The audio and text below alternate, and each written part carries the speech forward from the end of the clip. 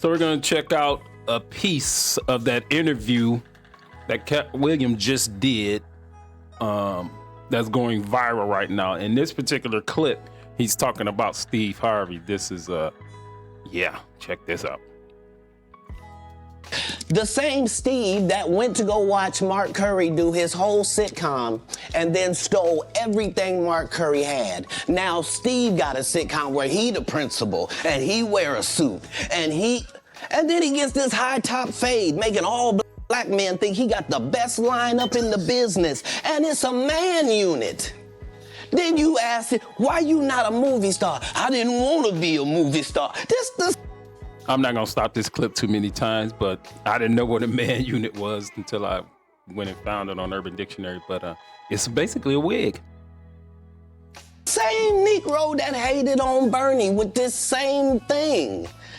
I didn't want to be a movie star. No, you couldn't be a movie star. There are 30,000 new scripts in Hollywood every year. Not one of them asks for a country bumpkin black dude that can't talk good, baby, and look like Mr. Potato Head. There ain't none.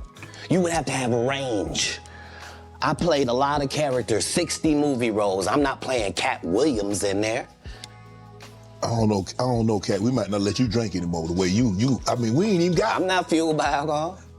I've had a sip, less than you. This is like Steve Harvey telling people he used to be homeless. That's my story. That's not his story. Steve Harvey wasn't never homeless. When Mark Curry was touring with him 25 years ago, he was making $3,000 a show in cash and doing 5 shows a week. They just tell the stories. Thanks to my wife, I'm where I am. You said that about the first wife. You forget that? You told us it was her, then you went and married somebody else that think like a man. Like, what are you talking about? They think they can rewrite history. Guy Torrey did a beautiful special about the Comedy Store and Fat Tuesday, where he said that Steve and Cedric and Kevin Hart and Tiffany Haddish came through there and made... All lies. Steve and Cedric never performed at the Comedy Store at all. Tiffany was only seen at the Laugh Factory. In 15 years in Hollywood, no one in Hollywood has a memory of going to a sold-out Kevin Hart show. They pay you to not talk about things they don't want you to talk about.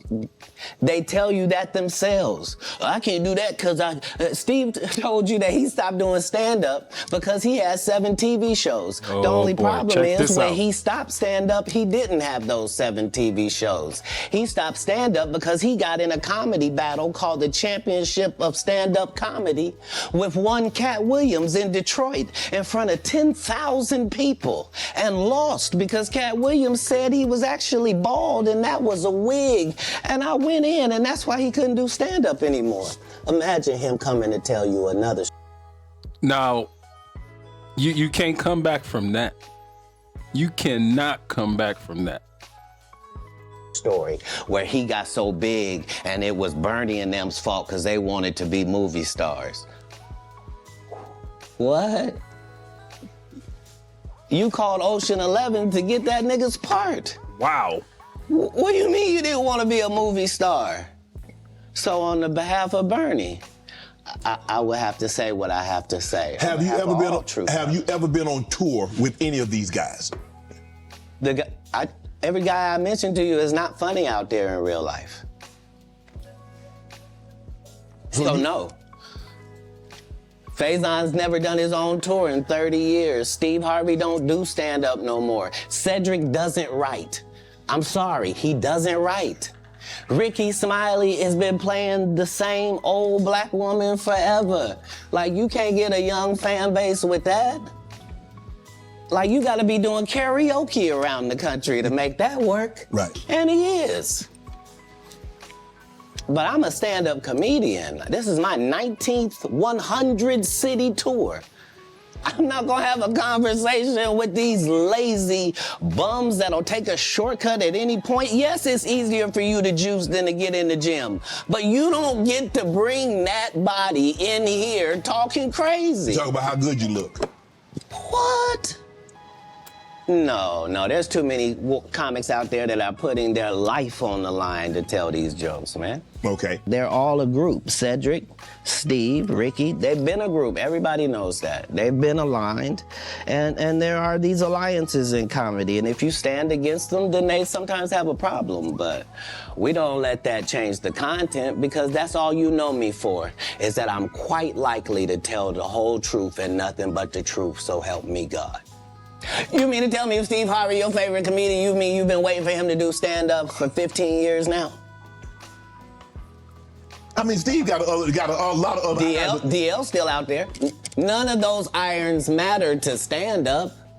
Who cares that they wrote a placard for you to do Family Feud on? Like, you're successful because we're surprised you can talk for a living, and it's entertaining that you're gonna say some funny country things. But not a writer. Right. Not a writer. When you got into stand-up, was crossing over, was doing TV, was doing movie, was that a part of it? You're like, okay, I'm doing stand-up. Okay, the next progression is TV, movies. Throughout the history of stand-up, sir. That's the goal for all of us. That's how it goes. That's why when you hear these dudes talking about, oh, I didn't want to be a movie star, you just know it's disingenuous. Like, what are you talking about, dude? Yeah, oh, no, I just wanted to do a game show. Right. What? Are you sure? Are you sure? Because I thought you did Mark Curry's show over after he had just done hanging with Mr. Cooper. Why would you do all of that man's stuff that he did on his show on yours, and then do the dude's stand-up when you go on the road? And then you never put Mark Curry on your show or nothing. Like, if you don't say anything, these dudes will run over you. I don't know if you know how bullies operate. But if you don't stand up for yourself, there really is nothing they won't do. Right. So, do you consider yourself a king of comedy? Where does Katt? No, they consider that. Oh, like when after Bernie left, them same three guys I'm telling you about, the Kings. Yeah. Right? Because DL is the greatest. Yeah. No DL slander gets tolerated. But they came to me. I was supposed to be the fourth king. I got the offer. Then what happened? But I turned it down. Why? Because you shit on Bernie. And I know the truth. You think I'm gonna let you shit on Bernie and then come get me? I'm the next king? Fuck you. Why? Because the whole time Bernie was here, you was acting like you was funnier than him. The reason you was supposed to go last is because it was your tour. Tell the truth. It was Steve's tour. Not it was gonna be called the Kings of Comedy, it was Steve's tour. These are the guys opening for him. Of course you gotta close if it's your tour. That's why it was such a big deal. But you couldn't do it, because you can't beat the best. And until you humble yourself, you will forever be kinged by the king. And because you finally did it, because you had no other choice, and now that he gone, you gonna act like he wanted to be a movie star. You stop it. You stop it. That man was funnier than all of y'all, and y'all thought y'all had one over on him. You thought he was black and ugly, and you were good looking, and he couldn't make it because you did. And that ain't the way comedy works. The king is the funniest, period, every time. And that's why no audience member was ever swayed. It didn't matter where Bernie went. You think if Bernie went first, he wasn't the king? Get out of here. Get out of here. Get your ego out of this. You let the best be the best, right? Katt Williams, ladies and gentlemen, thanks for coming on, bro. I really appreciate that. Thanks. I am not gonna say anything. A lot of this stuff, this is part of the interview, but he talks about a lot of Hollywood stuff that I've already heard. Like, I've been hearing it for 4 years. Other people have been saying it. And notice, Katt Williams has been saying all these things for years. And you notice nobody has come out and called Katt Williams a liar. If you see it right now, it'll be the first time, because they all getting exposed.